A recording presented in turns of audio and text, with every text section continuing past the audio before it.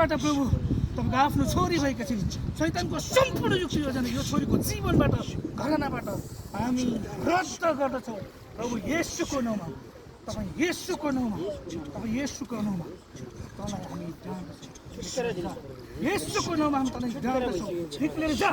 येशूको नाउँमा हामी जाँदछौँ तँलाई। निक्लेर जा अब फर्केर नआइज। यो छोरीको जीवन अब कहिले पनि त आउन सक्ने छैन प्रभु येशूको नाउँमा हामी जाँदछौँ तँलाई। त निक्लेर जा अबदेखि यो छोरीलाई तैँले डिस्टर्ब गर्न पाउने छैनस्।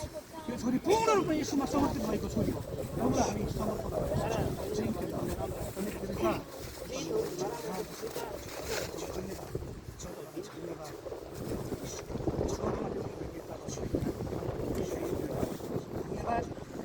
छोरीलाई कामको निम्ति राज्यमा तपाईँले साधन भएको लागि धन्यवाद।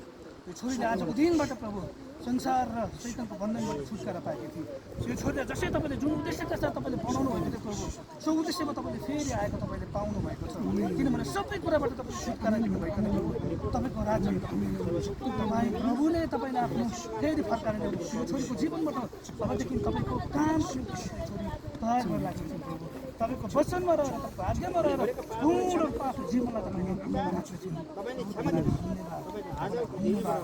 यो छोरीको जीवनमा कुनै पनि दुष्ट शैतानले चढाउन सक्ने छैन। पूर्ण रूपमा तपाईँ येशूमा समर्पित भएको हामी घोषणा गर्छौँ। तपाईँको रगतले पवित्र पारेको छोरी तपाईँको नाउँमा बप्तिस्मा लिएकी छोरी आजबाट पूर्ण रूपमा स्वतन्त्रता दिएर तपाईँ प्रभुको आशिष र अनुग्रह हामी बोल्दछौँ प्रभु। धन्यवाद। तपाईँको छोरा तपाईँले ग्रहण गर्नुभएको लागि तपाईँले आफ्नो राज्यमा लिनुभएको लागि धन्यवाद येशू। धन्यवाद। सम्पूर्ण जीवन तपाईँलाई राख्दछौँ येशू प्रभुको नाउँमा आमेन।